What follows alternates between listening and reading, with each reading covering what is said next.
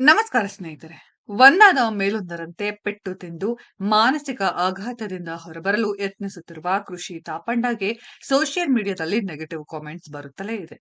ಸಾಮಾಜಿಕ ಜಾಲತಾಣದಲ್ಲಿ ಹಬ್ಬುತ್ತಿರುವ ಗಾಸಿಪ್ ಸುಳ್ಳು ಸುದ್ದಿಗಳ ಬಗ್ಗೆ ಕೃಷಿ ತಾಪಂಡ ಬೇಸರ ವ್ಯಕ್ತಪಡಿಸಿದ್ದಾರೆ. ಯಾವ ವದಂತಿಯೂ ನನ್ನನ್ನ ಕುಗ್ಗಿಸಲು ಸಾಧ್ಯವಿಲ್ಲ ಎಂದು ಕೃಷಿ ತಾಪಂಡ ಬರೆದುಕೊಂಡಿದ್ದಾರೆ. ಕೊಡಗು ಮೂಲದ ನಟಿ ಬಿಗ್ ಬಾಸ್ ಸ್ಪರ್ಧಿ ಕೃಷಿ ತಾಪಣ್ಣಗೆ ಒಂದದ ಮೇಲೊಂದರಂದು ಆಘಾತಗಳು ಎದುರಾಗಿದೆ. ಮೊದಲು ಉದ್ಯಮಿ ಕನ್ನಡ ನಿರ್ಮಾಪಕ ಅರವಿಂದ್ ವೆಂಕಟೇಶ್ ರೆಡ್ಡಿ ಅವರಿಂದ ಕೃಷಿ ತಾಪಂಡ ದೂರಾದ್ರು. ಅನಂತರ ಎವಿಆರ್ ಮೇಲೆ ಕೃಷಿ ತಾಪಂಡ ದೂರು ನೀಡಿದ್ರು. ಎವಿಆರ್ ಅರೆಸ್ಟ್ ಆಗಿ ಜಾಮೀನಿನ ಮೇಲೆ ಹೊರಬಂದ್ರು.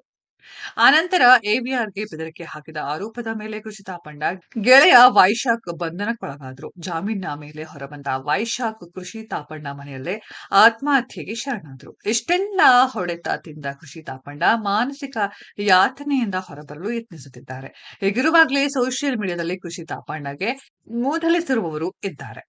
ಮೂದಲಿಸುವವರಿಗೆಲ್ಲ ತಮ್ಮದೇ ಧಾಟಿಯಲ್ಲಿ ಕೃಷಿ ತಾಪಂಡ ತಿರುಗೇಟು ನೀಡಿದ್ದಾರೆ. ನಾನು ಮೌನವಾಗಿದ್ದರೆ ಅದು ದೌರ್ಬಲ್ಯ ಅಲ್ಲ. ನನ್ನ ಪರ್ಸನಲ್ ಲೈಫ್ ಬಗ್ಗೆ ಯಾರಿಗೂ ಉತ್ತರ ಕೊಡಬೇಕಾಗಿಲ್ಲ.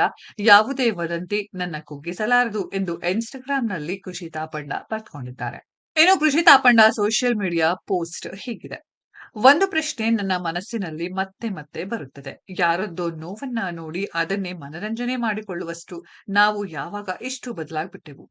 ಯಾರಾದ್ರೂ ಬದುಕನ್ನ ಮತ್ತೆ ಕಟ್ಟಿಕೊಳ್ಳಲು ಪ್ರಯತ್ನಿಸುತ್ತಿದ್ದರೆ ಅವರನ್ನು ಹಾಗೇ ಬಿಡುವುದು ಯಾಕೆ ಇಷ್ಟು ಕಷ್ಟ? ನನ್ನ ಪರ್ಸನಲ್ ಲೈಫ್ ಬಗ್ಗೆ ಎಲ್ಲರಿಗೂ ಉತ್ತರ ಕೊಡಬೇಕೆಂಬ ಹಕ್ಕು ಎಲ್ಲಿಂದ ಬಂತು? ಮೌನವಾಗಿದ್ದರೆ ಅದು ದೌರ್ಬಲ್ಯ ಅಲ್ಲ.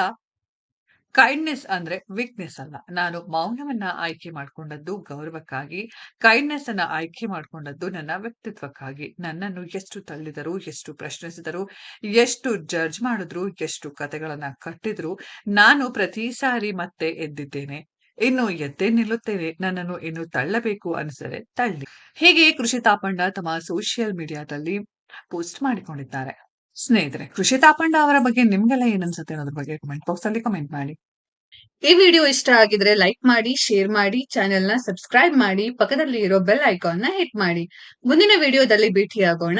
ಧನ್ಯವಾದಗಳು.